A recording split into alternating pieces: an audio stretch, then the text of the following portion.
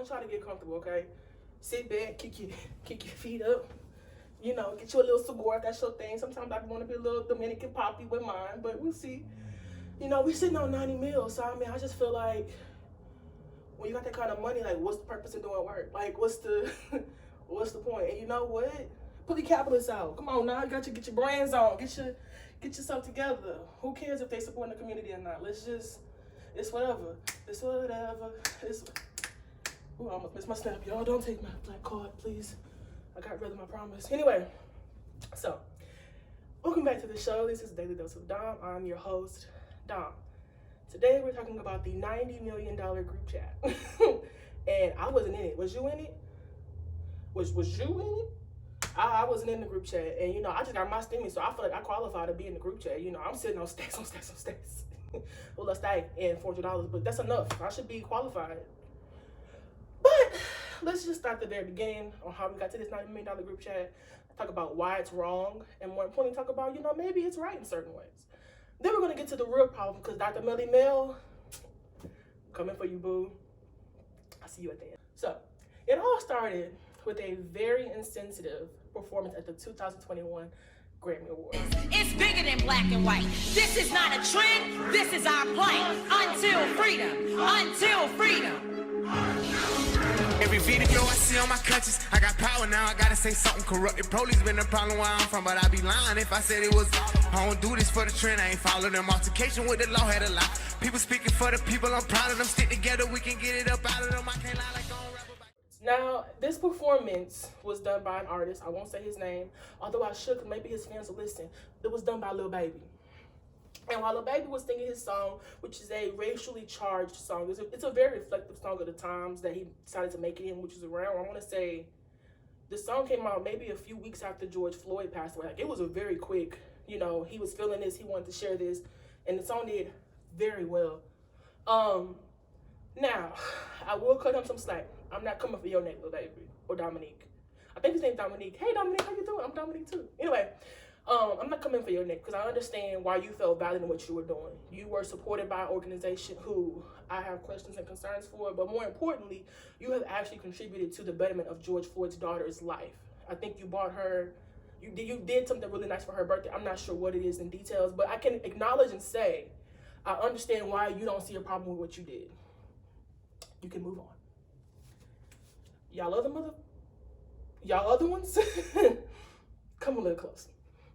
So, in this performance that he did with the song that was, like I said, racially charged, in the background, there was a reenactment of the George Floyd situation where a cop kind of stood over the body of a black man, and he kind of was like very nonchalant about it, and it also led to like protests ensuing, so on and so forth. Now, I could be crazy, but I did not see George Floyd's life partner, his daughter, his family.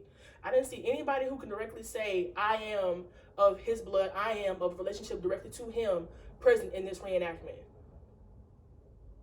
Okay.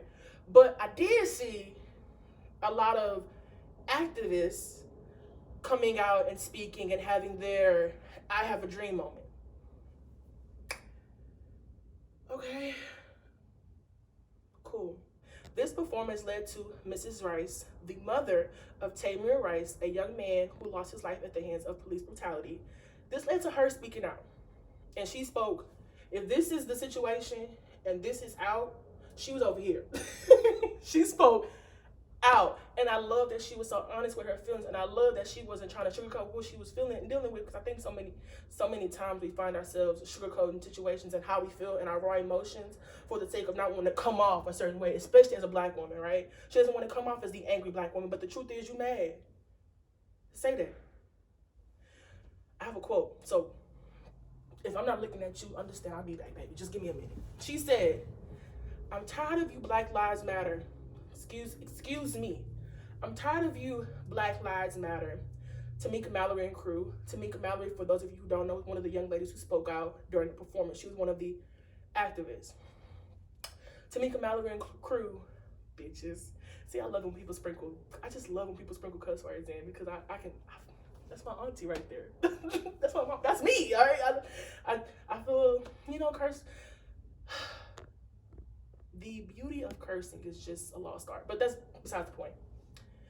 Bitches that's riding these families. We're not gonna go off on Miss Rice though, Mrs. Rice. Riding these families back, and y'all ambulance chasing attorneys, Ben Crump, Lee Merrick. Two of y'all have fucked up our fight. You can kiss my ass too. End quote.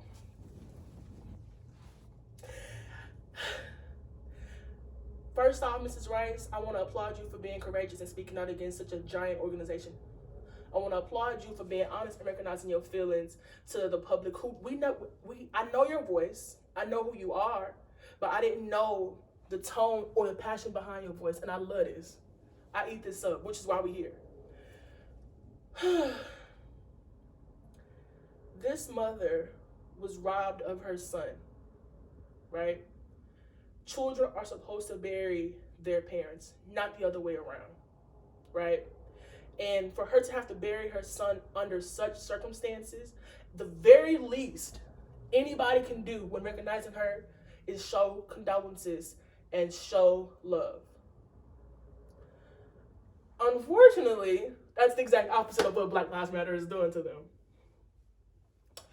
So, we can say, and we can recognize here at Daily Doses of Dawn, that Mrs. Rice's feelings are valid. If nobody else wants to validate them for you, let me do it, baby. Your feelings are valid. Now, this is where it gets a little shifty, to say the least. Mrs. Rice's comments wound up circulating on social media, and I caught them on my social media platform of Twitter at Don B. Harris. Follow your girl. Because a Nigerian-American rapper named Chika, I'm sorry if you're not Nigerian-American, I know you're of Nigerian ancestry, but I don't know if you were necessarily raised in America, but I just want to make sure I acknowledge your whole, I don't want to start no war.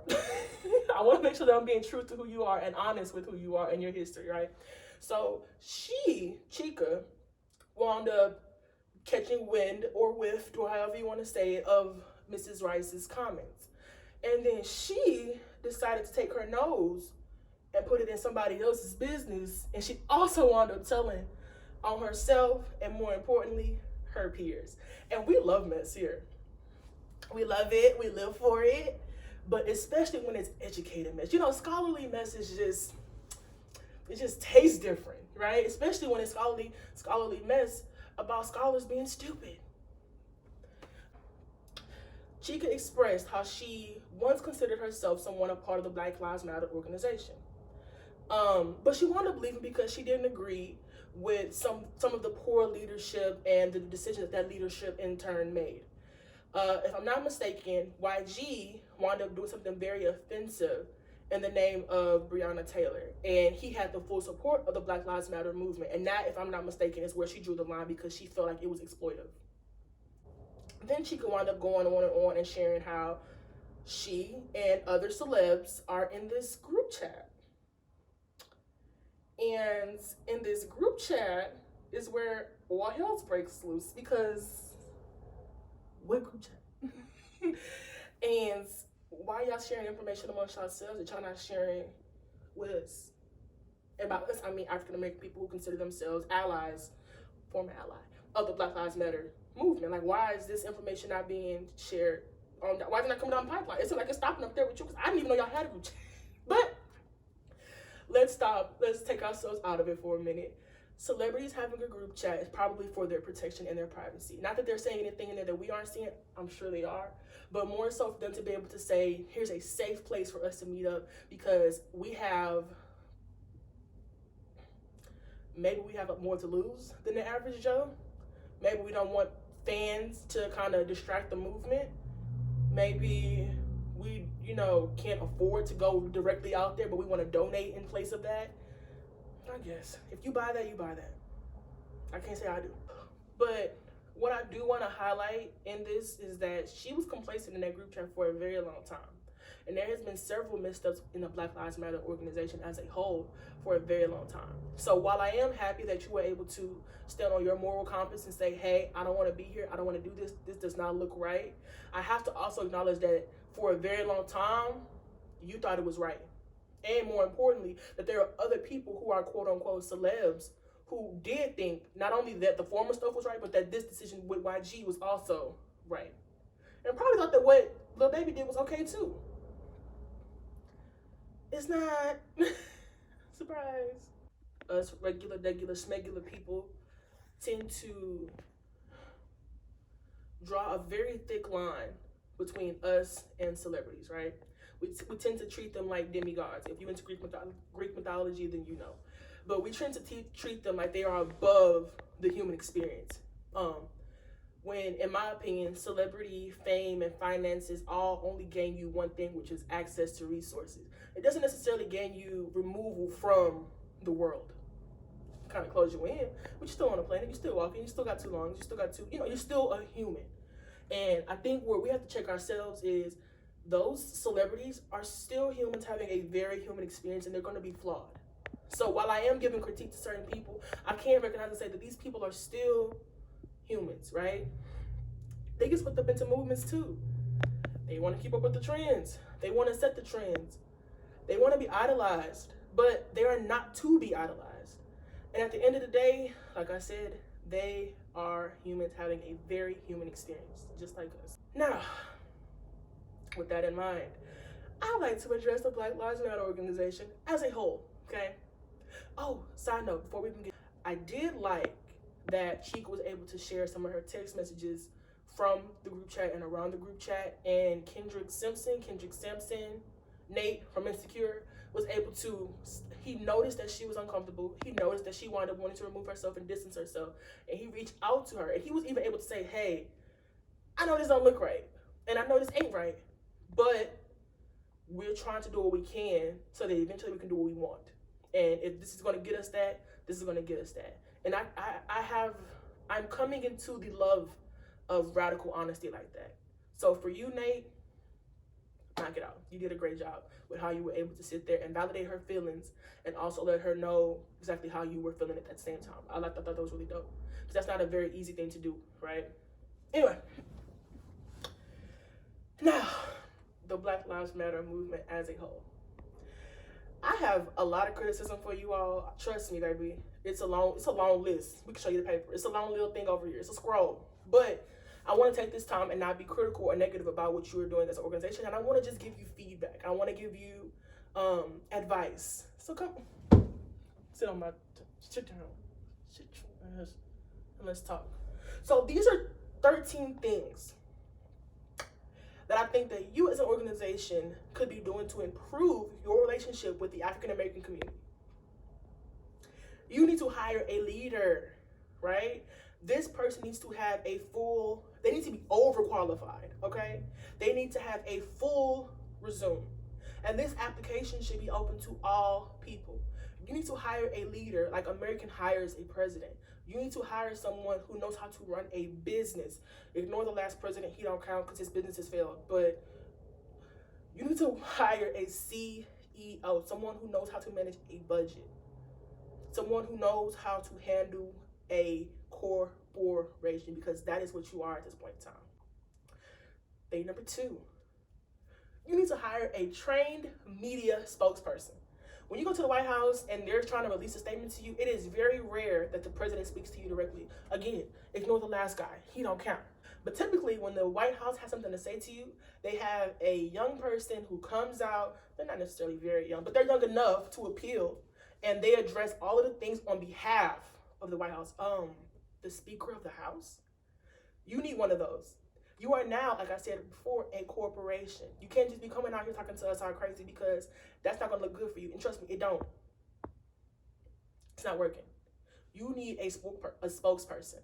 Typically someone who's educated. Typically someone who is aware of the ins and outs and can make assumptions, correct assumptions on behalf of what to expect from the organization. But more importantly, you need an orator. You need someone who can speak. And I don't mean just a preacher. You need someone who knows how to talk. 3,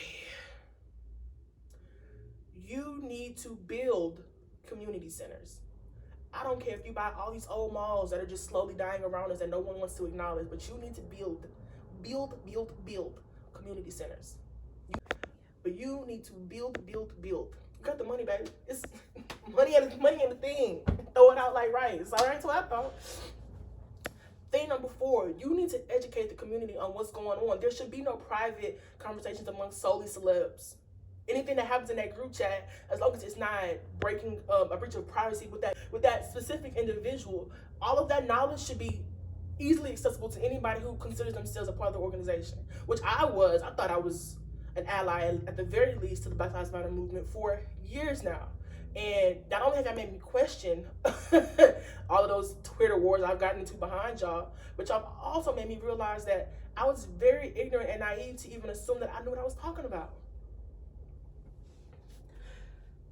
So you need to educate people if you want to continue to be in partnership with these people, which are people who are donating to you, people who are out there protesting on you. Make me feel like I'm in the know. Because right now, I feel like I'm not. I feel like I only see y'all. So I was about to go off, and I don't want to do that. Thing 5. Make sure that you are offering these families whom you are benefiting off of, whom you are exploiting the names of their lost loved ones, make sure you are offering them grief counseling. Make sure that you are offering them protection. Make sure at the very least they don't have to bury their child alone. That you are actually there in their homes with them. That you are actually there sitting with them while they are dealing with what they are dealing with. At the very least. And if that means paying somebody's rent for a very long time, then that's so be it. So be it.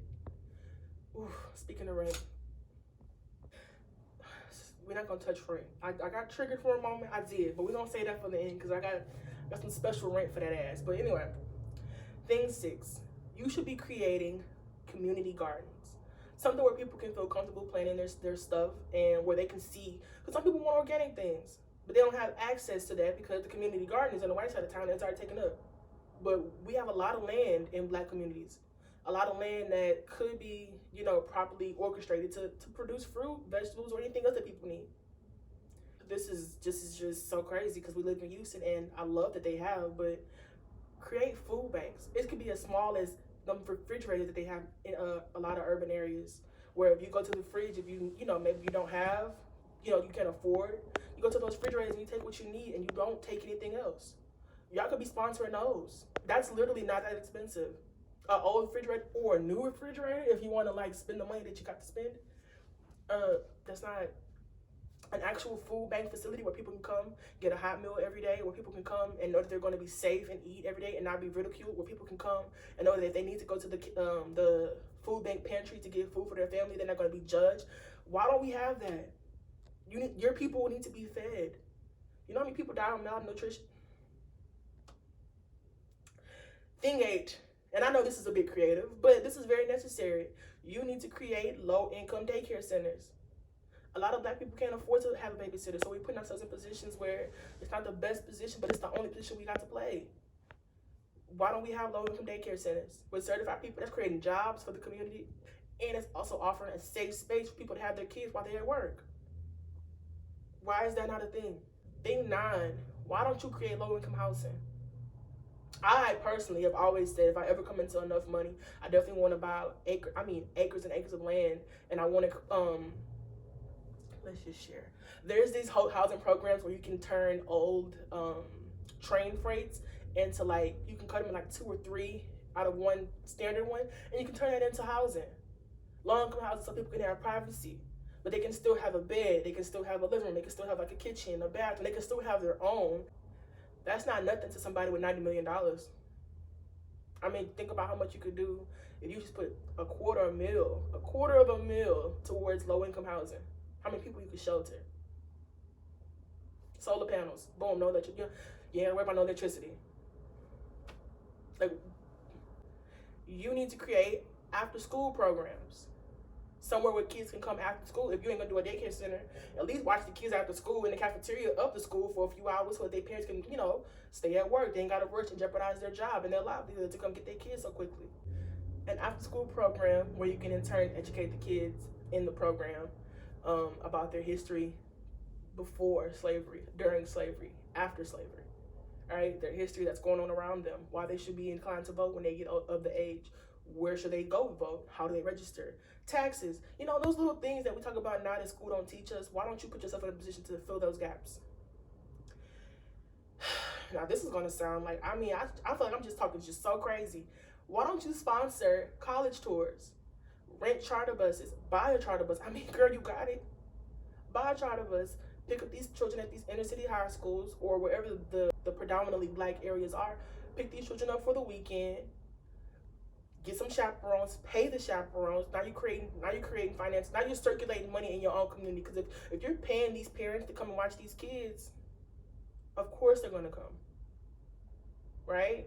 Get you a hotel room. Now you're showing these kids a place they may not have never thought. I know so many people that ain't never left Texas. So many people that ain't never left their city. They didn't know they could. Sponsor these college tours. Take them to universities they didn't even know about. Take them to HBCUs. And not just the Howards, no shade, or the Morehouses or the Spelmans. Take them to Tuskegee, Houston-Tillotson in Austin, Texas. Take them to Southern in Louisiana.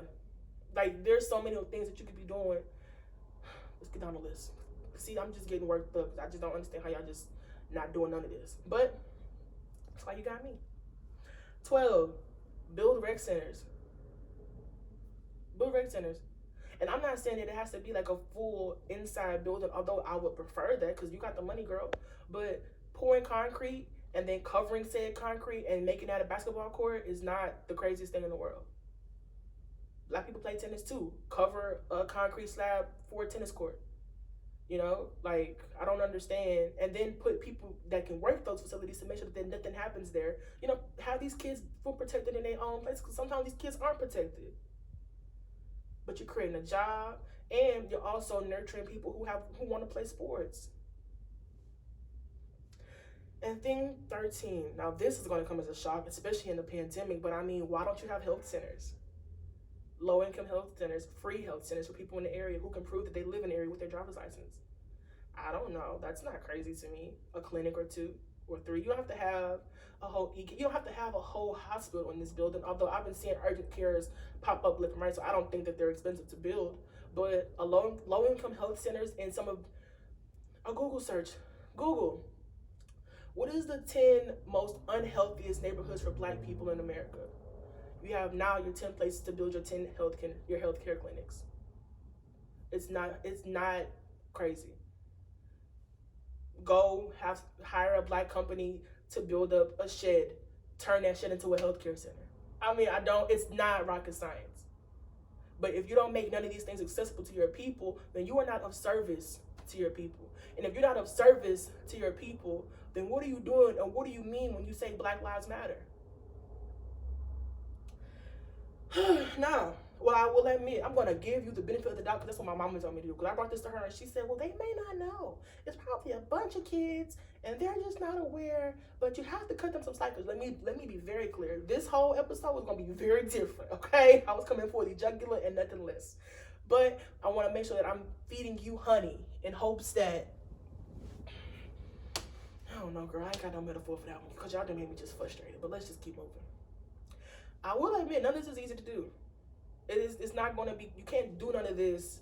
Well, you can, but you can't expect, I don't expect you to have all 13 of these checked off by December when we're in March. I don't, because I'm not going to put that pressure on. I want you to have realistic goals, right? And I know that that's not realistic. But you know what? It might be realistic if you had $90 million at your disposal. It might be a little easier if you had almost $100 million. I don't believe it's 90. If you were just sitting on $90 million. And I've read some of the articles about your finances.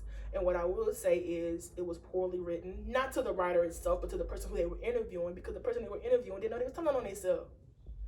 I'm a science major. And one thing I know about science is when you're dealing with numbers, you put all of your numbers in one space. And then what you do with that is you write about the numbers in the space below. But what y'all did when y'all were giving those interviews is y'all wrote about your numbers in the midst of the words because what you were trying to do was confuse the reader.